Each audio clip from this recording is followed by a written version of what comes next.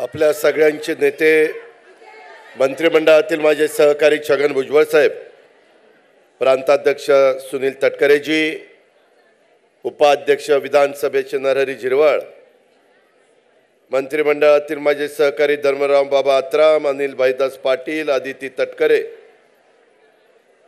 उपस्थित असणाऱ्या समीर भाऊ भुजबळ, विधिमंडळातील माझे सहकारी बाबासाहेब पाटील, नितीन पवार, संजय शिंदे, मनोहर चंद्रिका पुरे, उमेश पाटील, लतीफ तांबोळी, प्रशांत कदम,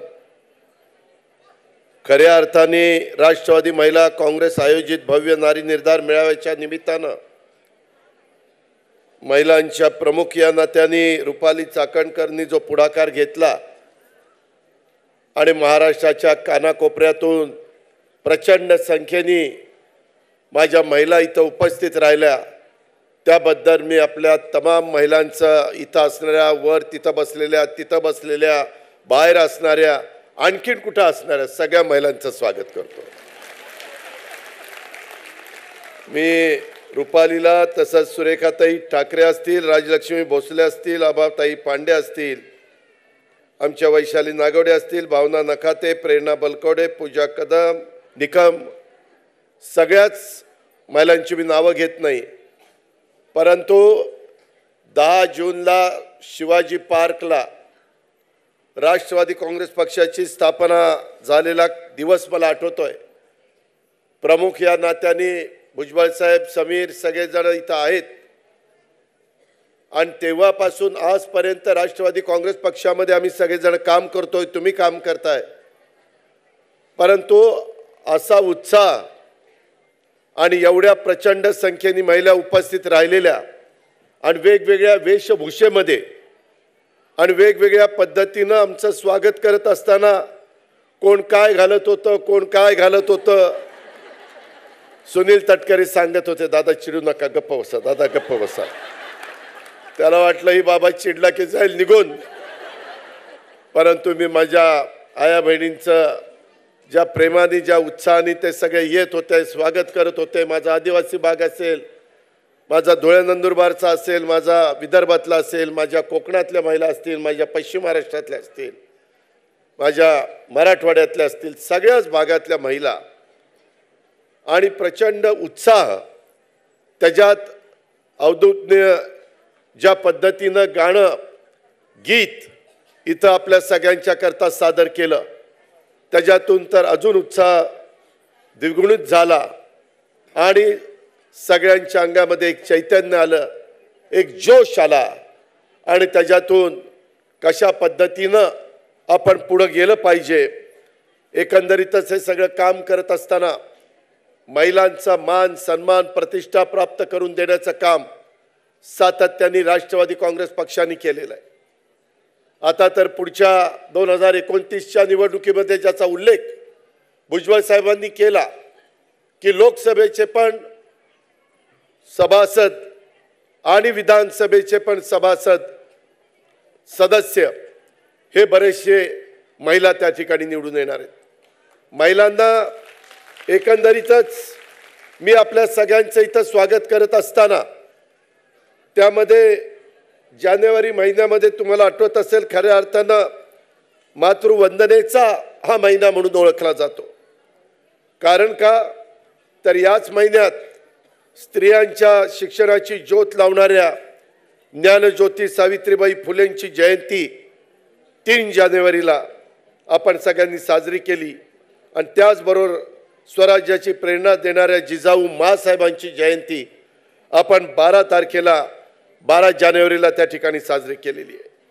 महाराष्ट्राच्या मातीला राजमाता जिजाऊ माँसाहेबांच्या राष्ट्रवादाचा, महाराणी ताराराणीच्या शौर्याचा, क्रांतिज्योती सावित्रीबाईंच्या सत्यशोधक विचारांचा, पुण्यश्लोक अहिल्यादेवींच्या दैदिप्यमान कर्तृत्वाचा वारसा त्या ठिकाणी लाभलेला आहे. या सर्व मातृशक्तीला मी आपल्या सगळ्यांच्या साक्षीनं त्रिवार वंदन त्या ठिकाणी करतो. आज हे सगळं काम करत असताना आपल्याला खूप मोठा पल्ला गाठायचा आहे.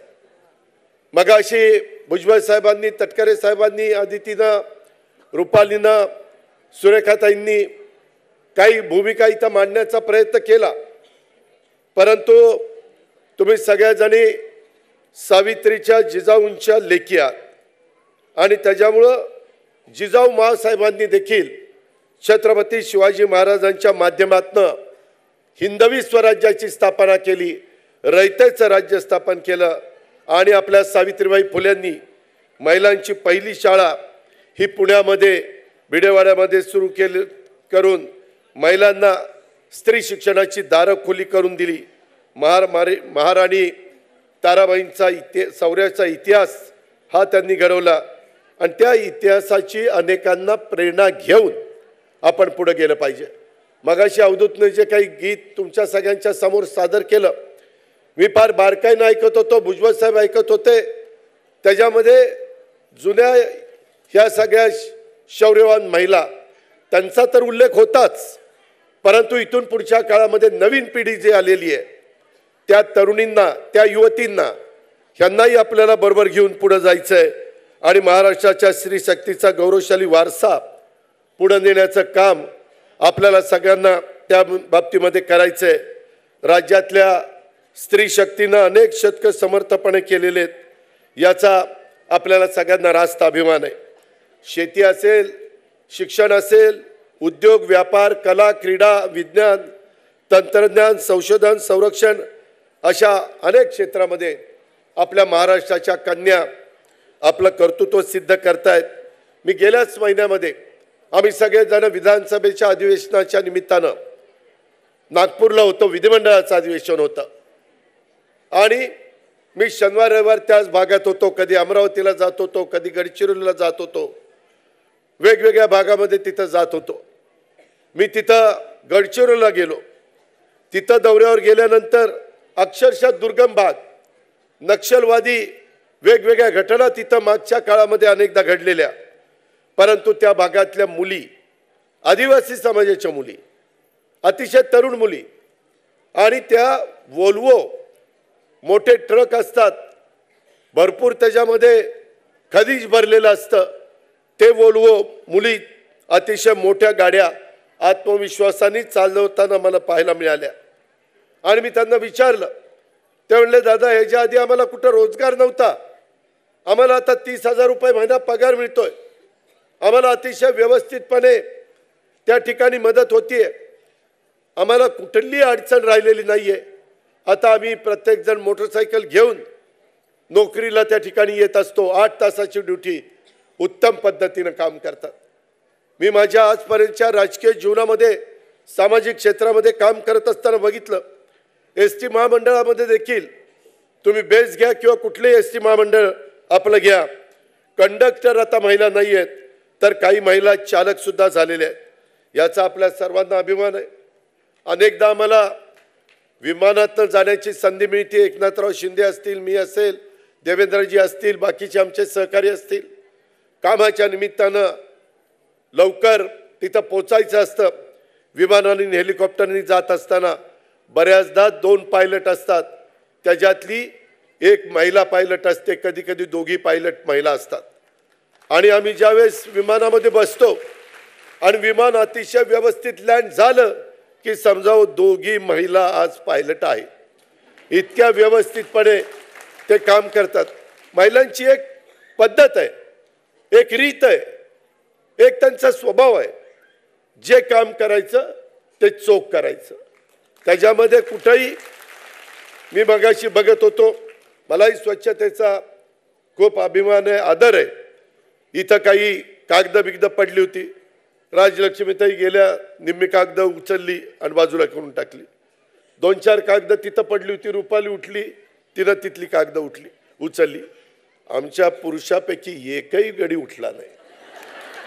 शेवटी कुठलंही काम असू द्या तिथं महिलाच पुढे येतात, हे निर्विवादपणे मान्य केलं पाहिजे। मला आठवतंय, भुजबळ साहेबांना पण आठवत असेल, आम्ही ज्यावेळेस महिलांचं बिल पास केलं, रात्री 2-3 वाजेपर्यंत सभागृहामध्ये थांबलो होतो आणि 3 वाजता बिल पास झालं आणि मग आपल्याला 33% महिला मिळाल्या। 92च्या साली स्थानिक स्वराज्य संस्थांच्या मध्ये आम्हाला वेगवेगळ्या घरात जावं लागायचं अहो इथं आता महिला आरक्षण पडले, आम्हाला तुमच्या घरातली महिला द्या. पुरुष मंडळी म्हणायची नाही नाही आम्हालाच तिकीट पाहिजे, तिला नाही द्यायचं. परंतु आता 50% पेक्षा जास्त म्हणजे 221 जागा असतील तर त्याच्यामध्ये जवळपास 111 माझ्या महिला असतात आणि 110 पुरुष असतात. ही आज परिस्थिती आहे आणि उत्तम पद्धतीनं काम करतात. महापौर म्हणून, नगराध्यक्ष म्हणून, पंचायत समितीचे सभापती, जिल्हा परिषद सुरेखाच्या इथं बसल्यात, जिल्हा परिषदेचे अध्यक्ष म्हणून त्यांनी उत्तम काम केलं. अनेक महिलांना कामाची संधी दिल्यानंतर ते चांगल्या पद्धतीने काम करू शकतात. आज प्रत्येक क्षेत्रामध्ये पुरुषांच्या बरोबरीनं महिला किंवा काकणभर सरसच काम करत असताना दिसतात. महिलांना संधी मिळाली की ते त्याचं सोनं करतात. हा इतिहास आहे, वर्तमान आहे, भविष्य सुद्धा आहे आणि यात माझ्या मनात तर कोणतीही शंका नाही, कारण त्यांच्या पाठीशी मा जिजाऊ ज्ञानज्योती सावित्रीचा वारसा आहे. ही गोष्ट कुणाला आपल्याला नाकारता येणार नाही. एकंदरीतच महिला सशक्तीकरणाच्यासाठी राष्ट्रवादी काँग्रेस पक्ष नेहमीच आग्रही राहिला. आज इथं आदिती आहे, महिलांचं पहिलं धोरण आलं, दुसरं आलं, तिसरं आलं, बराच काळ गेला. त्याच्यामध्ये नवीन काही समस्या होत्या, काही प्रश्न राहून गेलेले होते. आदिती सतत मला म्हणायची की दादा तुम्ही महिला बाल विकास हे खातं मला दिलंय, मग माझ्याकडनं विकास झाला पाहिजे, त्याच्याबद्दल महिला धोरण मला आणायला तुम्ही मुख्यमंत्री, उपमुख्यमंत्री, मंत्रिमंडळाला सांगितलं पाहिजे. आणि तशा पद्धतीनं तिनंही त्याच्यामध्ये अभ्यास केला. तुमच्यासारख्या महिलांना देखील तिनं विश्वासामध्ये घेतलं. काय केलं पाहिजे, भौगोलिक परिस्थिती वेगळी आहे. माझ्या ठाण्याची, नंदुरबारची, धुळ्याची, गडचिरोली आणि तिकडं चंद्रपूर त्या भागामध्ये असणाऱ्या माझ्या आदिवासी महिलांची परिस्थिती वेगळी आहे. माझ्या नाशिकच्या परिसरातल्यांची वेगळी आहे, पश्चिम महाराष्ट्राची वेगळी आहे, कोकणातली वेगळी आहे. आणि त्याच्यामुळं एखादं महिला धोरण आणत असताना कोणत्याही बाबतीमध्ये कुठली त्रुटी राहता कामा नये अशा प्रकारचा फार बारकाईनं अभ्यास आमच्या मुलीनं म्हणजेच आदितीनं त्या ठिकाणी केला आणि अतिशय चांगल्या प्रकारचं हे महिला धोरण त्याच्यामध्ये आणलेलं आपण सगळेजण पाहतोय. राज्यातल्या महिला मुलींचं सशक्तीकरण करणं हाच आपल्या राष्ट्रवादी काँग्रेस पक्षाचा अजेंडा राहिलेला आहे आणि इथून पुढे देखील राहणार आहे. या गोष्टीचा आपण सगळेजणांनी अभिमान बाळगला पाहिजे. मी मागच सांगितलं, माझ्याकडे अर्थ मंत्रालय, महिला भगिनींनो तुम्हाला आश्चर्य वाटेल, मी 6 लाख कोटीचं बजेट या राज्याच्या करता सादर करत असतो. किती? 6 लाख कोटी. आता तर पुढच्या वेळेस कदाचित त्याच्यात अजून वाढच होईल, कारण दरवर्षी वाढ होते. 2 लाख कोटी तर GST डिपार्टमेंट जे माझ्याकडे अर्थ विभागाच्या अंडर, तोच GST डिपार्टमेंट उत्पन्नाच्या कराच्या रूपाने राज्य शासनाच्या तिजोरीमध्ये कर टाकत असतं. आणि मग हे सगळं काम करत असताना अनेक समस्या आहेत, अनेक प्रश्न आहेत, नवीन नवीन रोज काही ना काही घडतं, त्याच्यातून मार्ग काढायचा असतो. कायदा सुव्यवस्था चांगली ठेवायची असते. महिलांना कुठेही रात्री अपरात्री फिरायची जायची वेळ आली तर तिला तिथं सुरक्षित वाटलं पाहिजे. तिथं कुठेही अन्याय अत्याचार होता कामा नये, तिथं कुठेही वेडीवाकडे प्रकार होता कामा नये, याकरता सतत आपण लक्ष देत असतो. त्याकरता काही कायदे केलेत. दुर्दैवाने अजून त्या कायद्याला आपल्याला केंद्रातनं म्हणजेच राष्ट्रपती महोदयांची संमती मिळालेली नाहीये. एकदा आदिती आपल्याला दिल्लीला जावं लागेल आणि राष्ट्रपती महोदया देखील आज महिला आहेत, त्यांना सांगावं लागेल की महिलांच्या भल्याकरता हे आपण बिल आणलेलं आहे आणि त्याला मान्यता त्या ठिकाणी द्या. कारण समाजातला काही विकृती आहेत, विकृती, ते कधीतरी काहीतरी चुकीचं काम करतात आणि त्याला सगळ्या समाजाला जबाबदार धरलं जातं. आणि म्हणून पूर्णपणे जे डॉक्टर बाबासाहेब आंबेडकरांनी घटनेच्या माध्यमातून आपल्याला संविधान दिलंय, घटना दिली, कायदा दिलाय, मताचा अधिकार दिलाय, हे सगळं काम करत असताना तिथं कुठेही महिलांना अडचण राहता कामा नये. म्हणून ह्या गोष्टी आपल्याला केल्याशिवाय गत्यंतर नाहीये. त्या आपण ज्या ज्या वेळेस सत्तेमध्ये होतो त्या वेळेस महिला विकासाच्या करता भुजबळ साहेबांनी, आम्ही सगळ्यांनी, सुनील तटकरेजी, इथं बसणारे सगळेच जणांनी, सगळ्यांनी भरीव काम केलेलं उभ्या महाराष्ट्राने बघितलेलं आहे. महाविकास आघाडीच्या सरकारमध्ये असताना देखील आम्ही आग्रहपूर्वक महिला आणि बालकांच्या सुरक्षिततेसाठी आपण महत्त्वाचा शक्ती कायदा मंजूर त्या ठिकाणी केला. काही जण त्या शेजारच्या राज्यामध्ये गेले, आंध्र प्रदेशमध्ये, काय तिथं कायदा आहे, कशा पद्धतीनं आहे, त्याच्यात अजून काय आपण बदल केले पाहिजे, कशाचा अंतर्भाव केला पाहिजे, आणि म्हणून ह्या पद्धतीनं आपण सगळेजण जातो. आज आम्ही महायुतीमध्ये सगळे आपण आम्ही काम करतोय. आपल्याला या देशाचं तिसऱ्यांदा पंतप्रधान म्हणून नरेंद्र मोदी साहेबांना तिथं बसवायचं आहे. त्याकरता तुमच्या सगळ्यांची साथ पाहिजे. मगाशी बोलत असताना सांगितलं, 5 राज्यांच्या ज्या निवडणुका झाल्या तिथं जे निकाल लागले, ती राज्य भाजपच्या ताब्यामध्ये येण्याचं कारण, निव्वळ एनडीएचं सरकार येण्याचं कारण, तिथं महिला उत्स्फूर्तपणे बाहेर पडल्या आणि त्यांनी मतदान केलं. आणि त्या बाबतीमध्ये राजस्थान, मध्य प्रदेश, छत्तीसगड इथं तो निकाल आपल्याला पाहायला मिळाला. उद्याच्याला लोकसभेच्या निवडणुका लवकरच येणार आहेत. आपण सगळेजण मिळून त्या लढवणार आहोत. महायुती लढवणार आहे. जागा कुठल्या कशा वाटप करायच्या त्याबद्दल वरिष्ठ पातळीवर आम्ही निर्णय घेऊ. तुम्हाला तुमच्या भागामध्ये बूथ वाईज प्रत्येक महिलाला तिथं काम करावं लागणार आहे. आपल्याकडे वेळ कमी आहे, मी पुन्हा तुम्हाला सांगतोय. कारण बघता बघता 23 साल गेलं, 24 साल आलं. 24 सालातले जवळपास 18 दिवस गेले. फेब्रुवारी महिना संपला की आचारसंहिता लागेल. आचारसंहिता लागलं की सगळं वारं निवडणुकीचं व्हायला लागेल. त्याच्यातून वेगवेगळे मेळावे महायुतीचे होत आहेत. त्या मेळाव्याच्या निमित्तानं तुम्ही राष्ट्रवादी काँग्रेस पक्षाच्या महिलांनी पण आपल्या आपल्या जिल्ह्यामध्ये मेळावे असतील महायुतीचे, त्यावेळेस तिथं गेलं पाहिजे. त्याच्यामध्ये आपण एकत्रपणे काम करणार आहोत. आज इथं देखील तुम्ही बघितलं, स्टेजवर देखील बघितलं, बाहेर देखील माझ्या महिला आहेत. बसायला जागा नाही म्हणून अख्खा भारत देश इथं बसलेला आपल्याला पाहायला मिळतो. सर्व जाती धर्माच्या महिला, पुरुष आपल्याला इथं पाहायला मिळतात. हीच आपली संस्कृती आहे. हे शाहू फुले आंबेडकरांचे विचार आहेत. हेच युगपुरुष छत्रपती शिवाजी महाराजांचा वारसा आहे आणि त्याच रस्त्याने आपल्याला जायचं आहे. कुठेही आपण कुठल्याही घटकाला तिथं अडचण येऊन देणार नाही. कुणी असं राष्ट्रवादी काँग्रेस पक्षाच्या बाबतीमध्ये वाटून घेऊ नये की उद्याच्याला मला काही त्रास झाला तर कुणी माझ्या पाठीशी उभा राहील का नाही. कुठल्याही घटकाने, अल्पसंख्याक असेल, आदिवासी असेल, मागासवर्गीय असेल, बहुजन समाजाचा असेल किंवा इतर मागासवर्गीय समाजाचा असेल, मला सगळ्यांना या महिला निर्धार मेळाव्याच्या निमित्तानं तमाम महिलांनाही सांगायचं, महाराष्ट्रातल्या चांद्यापासून बांद्यापर्यंत सगळ्या जनतेला सांगायचं आहे, बाबांनो काळजी करू नका. एका वेगळ्या विचारांनी महाराष्ट्राच्या विकासासाठी, देशाच्या भल्यासाठी, देशामध्ये महत्त्वाचे प्रकल्प राबवण्यासाठी, त्याच्यातले महाराष्ट्राच्या हिस्साचे प्रकल्प महाराष्ट्रात आले पाहिजे. मग ते रेल्वेचे असतील, ते विमानतळाचे असतील, ते रस्त्याचे असतील. परवा आम्ही सगळ्यांनी पंतप्रधानांच्या शुभ हस्ते तिकडे नावाशेवा शिवडी ब्रिज 22,000 कोटीचा ब्रिज आहे. 21 किलोमीटर 22 किलोमीटर लांबीचा. अशा पद्धतीची कामं आपल्याला महाराष्ट्रामध्ये करायची. ते केल्याशिवाय आपल्याला गत्यंतर नाही.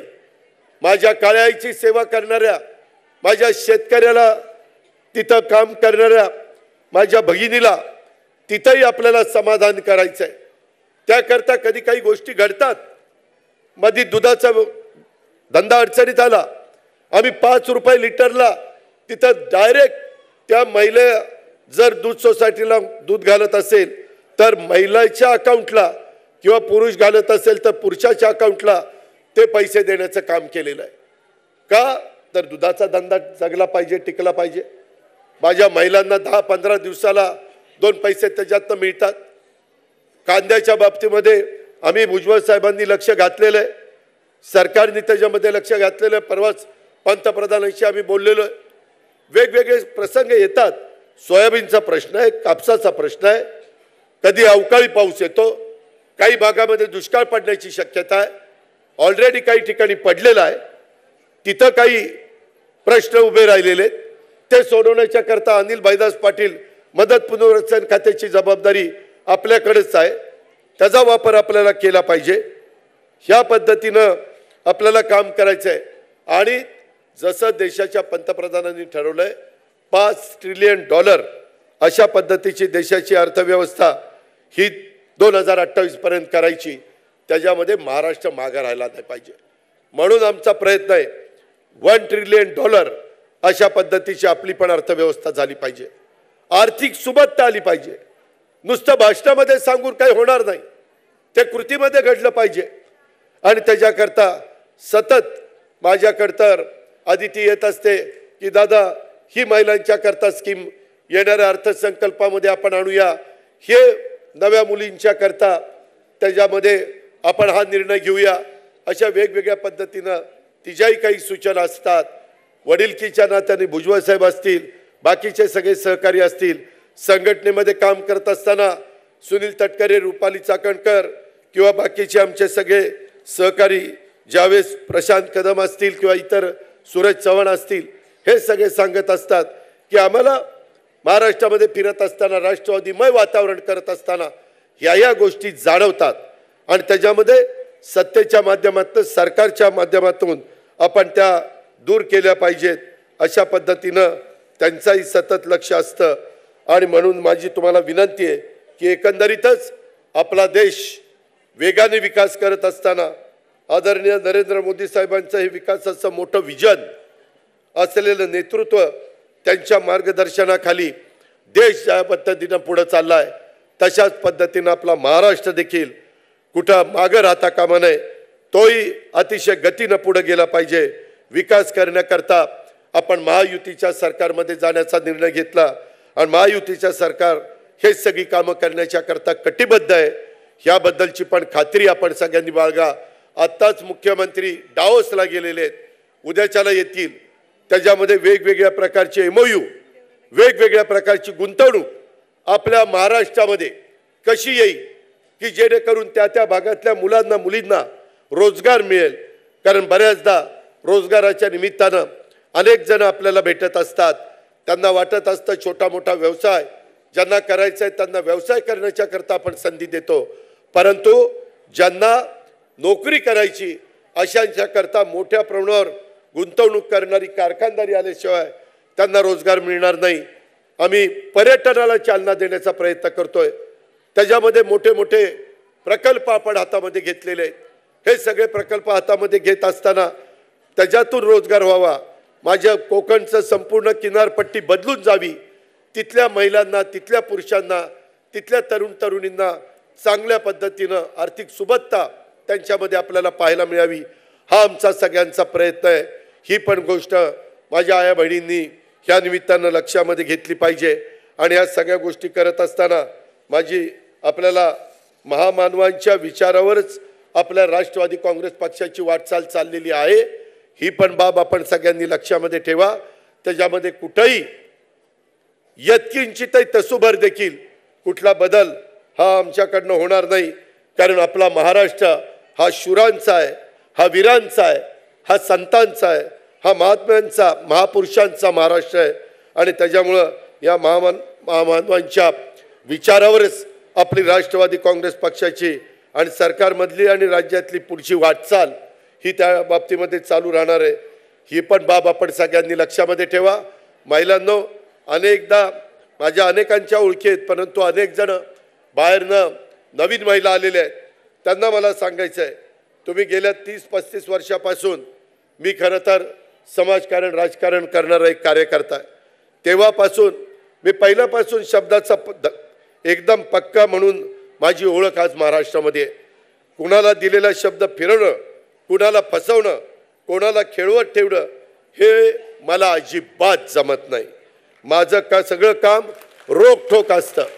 मी जे काही असेल, एखाद्या वेळेस काम करत आलेल्या व्यक्तीला जरा वाईट वाटेल किंवा हे काम नाही कसं म्हणलं, मला माहिती असतं की ते वाचल्यानंतर होणार का नाही। जर नाही होणार तर उगीचच तुम्हाला हेलपाटे देऊन काय उपयोग आहे। या आज, या उद्या, बघू करू, काय त्याचा उपयोग आहे? त्याच्यापेक्षा होत असेल तर ताबडतोब फोन उचलावा, ताबडतोब काम तिथं मार्गी लागावं. ही पद्धत थोडंसं काहींना वाईट वाटतं, परंतु नंतर लोकही म्हणतात नाही हेच बरोबर आहे. त्याच्यामध्ये अशा पद्धतीनं आपल्याला राष्ट्रवादी काँग्रेस पक्षाला पुढे न्यायचं आहे. हे करत असताना कोणाला वाऱ्यावर सोडायचं नाही. मात्र जे पटत असेल, जे योग्य असेल ते मनापासून करायचं आणि एकदा घेतलेल्या निर्णयापासून कधी बाजूला जायचं नाही. आपण जो निर्णय घेतलाय तो अतिशय कडेला न्यायचा, तडीच न्यायचा. त्याचा शेवटपर्यंत कुठं आपण त्याच्यामध्ये कमी पडायचं नाही. अशा पद्धतीनं आपण सगळ्यांनी काम केलं पाहिजे. सर्व घटकांना बरोबर घेऊनच आपण आपली राष्ट्रवादी काँग्रेस पक्षाची वाटचाल चालू ठेवायची. सर्वांच्या विचारातूनच सरकारमध्ये सहभागी होण्याचा निर्णय आम्ही त्या बाबतीमध्ये घेतलेला आहे. मग प्रफुल्ल पटेल असतील, भुजबळ साहेब असतील, तटकरे साहेब असतील, धनंजय मुंडे असतील, हसन मुश्रीफ असतील, नरहरी झिरवाळ असतील, अनेक बाकीचे माझे सगळे सहकारी असतील, या सगळ्यांना विश्वासामध्ये घेऊन, आमदारांना 50 लोकांना विश्वासामध्ये घेऊन आपण हा निर्णय घेतलेला आहे. आणि हा निर्णय घेतलेला असताना आपला निर्णय पक्ष हिताचा आहे, राज्याच्या हिताचा आहे. पक्षाशी, ध्येय धोरणांशी आणि विचारांशी आपण कधी तडजोड करायची नाही, अशा पद्धतीनं आपण त्या बाबतीमध्ये ठरवलेलं आहे. महाराष्ट्राचा विकासाचा अजेंडा हा आपण समोर ठेवलेला आहे. आणि हे सगळं करत असताना आपण ही पण बाब तितकीच महत्त्वाची मानलेली आहे की आज समाजामध्ये ज्या ज्या घटकाला आरक्षण मिळालेलं आहे त्या आरक्षणाला धक्का न लावता इतर घटकांना पण जे काही त्यांच्या मागण्या आहेत त्या मागण्या पूर्ण करण्याचा आपला सगळ्यांचा मानस आहे. तशा पद्धतीनं काम आपलं सरकारमध्ये चाललेलं आहे. हे काम करत असताना न्याय व्यवस्थेमध्ये ते कसं बसेल, मागं जसं हायकोर्टामध्ये एकदा नाकारलं, सुप्रीम कोर्टामध्ये नाकारलं, तसं न होता ते टिकेल कसं, त्याच्यामध्ये कुठल्याही घटकाची फसवणूक होणार नाही, ह्या पद्धतीनं आपण त्याच्यामध्ये लक्ष घातलेलं आहे. आणि त्याच्यामुळं त्या बाबतीमध्ये आपण यत्किंचितही शंका मनामध्ये बाळगू नका. सामाजिक सलोखा हा आपल्याला राखायचा आहे. सुसंस्कृत राज्य म्हणून तुमच्या माझ्या महाराष्ट्राची ओळख आहे. ही ओळख आपल्याला सर्वांना टिकवायची आहे, ही ओळख आपल्याला वाढवायची आहे. त्यामुळं कुणाच्या तरी प्रक्षोभक त्याच्यामध्ये भाषणाला बळी पडू नका, आपली फरफट होऊन देऊ नका. कधी कधी काही जण अशी भडक भाषणं करतात. वाचाळवीरांची संख्या तर आपल्या महाराष्ट्रामध्ये सध्या बोकाळलेली आहे. त्याच्या खोलात मी जास्त जात नाही, कारण आपल्याला त्याला महत्त्व देऊन चालणार नाही. आपल्याला विकासाला महत्त्व द्यायचं आहे. आपल्याला महिलांना त्या ठिकाणी मान सन्मान प्रतिष्ठा त्या ठिकाणी द्यायची आहे. तिथं कुठं कमी पडायचं नाही. अशा पद्धतीनं स्वर्गीय यशवंतराव चव्हाण साहेबांच्या विचारावर आपल्याला त्या ठिकाणी काम करायचं आहे. त्यांनी जशा पद्धतीनं त्या काळामध्ये आधुनिक महाराष्ट्राचा पाया रचला, त्यांनी या राज्याच्या पायाभूत सुविधा ह्या त्या काळामध्ये उभारल्या. त्याचबरोबर महाराष्ट्राला सांस्कृतिकदृष्ट्या समृद्ध करण्याचं काम आणि महाराष्ट्राच्या राजकारणामध्ये सुसंस्कृत चेहरा देण्याचं काम हे स्वर्गीय चव्हाण साहेबांनी केलेलं आहे. तो सुसंस्कृत चेहरा आपल्याला आपल्या राष्ट्रवादी काँग्रेस पक्षाच्या माध्यमातून, म्हणजे मग माझ्या राष्ट्रवादी महिलांच्या कुठल्याही कार्यकर्त्या असतील, कुठलेही पदाधिकारी असतील, कुठल्याही माझ्या जिल्हाध्यक्ष असतील किंवा रुपालीच्या कार्यकारिणीतल्या माझ्या भगिनी असतील, सगळ्यांच्या बाबतीमध्ये तशाच पद्धतीचं काम झालं पाहिजे. तेच युवकांच्या बाबतीमध्ये, तेच वेगवेगळ्या सेलच्या बाबतीमध्ये देखील आपल्याला करून दाखवायचं आहे. समाजातल्या वंचित, दुर्बल अशा पद्धतीनं जे प्रगतीचा विचार करणारा आपला राष्ट्रवादी काँग्रेस पक्ष आहे. आणि ह्या सर्वांगीण प्रगतीचा विचार करत असताना माता भगिनींना न्याय मिळवून देणारा आपला हा राष्ट्रवादी काँग्रेस पक्ष आहे. हे पण आपण सगळ्यांनी लक्षामध्ये घ्या. मगाशी भुजबळ साहेबांनी सांगितलं तसं संघर्ष करणं, संकटाशी लढणं हा राष्ट्रवादी काँग्रेस पक्षाचा धर्म आहे. रडत बसायचं नाही. काही घडलं तर तुम्ही संपर्क ताबडतोब साधा. अनेक सहकारी आहेत, तिथं संपर्क साधून ताबडतोब आपण त्याच्यामध्ये लक्ष घालू. तुम्ही कुठल्याही परिस्थितीमध्ये एकट्या नाही आहेत ही जाणीव माझ्या महिलांनी सातत्याने मनामध्ये ठेवली पाहिजे. आपण माझ्यासाठी आपण सर्व महिला भगिनींना या निवडणुकीच्या साठी मला एकंदरीत मनापासून सांगायचं आहे की ही ताकद आपली निवडणुकीपुरती नाही तर आपल्या पक्षाची संघटनेची खरी ताकद आहे। हे सकारात्मक राहिलं पाहिजे। हा आपला परिवार आहे, त्याच्यामध्ये कुणी त्याच्यात वेगळं वाटून घेऊ नये। मी कुठेतरी एकटी पडलेली आहे, मला कुणी विचारत नाहीये, मला कुणी त्या ठिकाणी चांगलं सुचवत नाहीये, अशा प्रकारची भावना अजिबात मनामध्ये आणू नका आणि हलका कानाचा अजिबात राहू नका। अगं तुझ्याबद्दल ही काल अशी अशी म्हणत होती असल्यावर तर अजिबात विश्वास ठेवू नका। तिला म्हणा काय म्हणत होती ना माझं मी आणि ती बघून येईल, तू का बस असं सांगा, निम्म काम आपलं होतंय। हे मला तुम्हाला अतिशय मनापासून सांगायचं आहे। मला तुमच्याबद्दल खूप आदर आहे, त्याबद्दल तुम्ही काळजी करू नका, पण कुठेही हलक्या कानाचा राहू नका। आणि आपले पदाधिकारी ज्यावेळेस लोकांच्या मध्ये मिसळतील, महिलांच्या मध्ये मिसळतील, त्यावेळेस ह्या महिला योग्य पद्धतीने काम करतात असा विश्वास ज्या आपल्याशी निगडीत नाही अशांना वाटला पाहिजे। तिथं कुठेही आपली पक्षाची बदनामी होता कामा नये। तुम्ही पदाधिकारी म्हणून तुमची बदनामी होता कामा नये, त्याचबरोबर पक्षाची पण बदनामी होता कामा नये। त्याच्यामुळे फार आपल्याला समजून उमजून त्या ठिकाणी काम करावं लागणार आहे। मला असंख्य आज ज्या संख्येने मी अक्षरशः विचार करत होतो, मी एवढे कार्यक्रम राष्ट्रवादी काँग्रेस पक्षाचे बघितले, पण असलं वादळ मी कधी बघितलेलं नाही। ज्या पद्धतीनं हे काही लाल रंगीबेरंगी वादळ आहे, तिथं लाल आहे, इथं काळं आहे, तिथं अजून कुठलं तिथं पांढरं आहे, तिथं सगळ्या म्हणजे रंगीबेरंगी अशा प्रकारचं, आणि तोच खरा आपला भारत आहे, तोच खरा आपला महाराष्ट्र आहे आणि तीच खरी आपली मुंबई आहे। हे आपल्याला विसरता येणार नाही।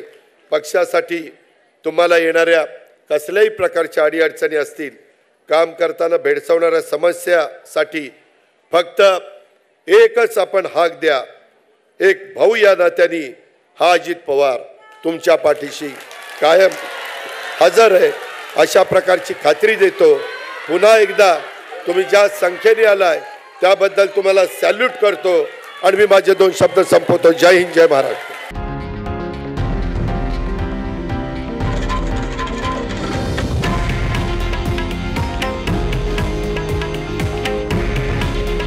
हे आहे देशातील नंबर 1 न्यूज नेटवर्क आणि आपण पाहत आहात TV9 मराठी।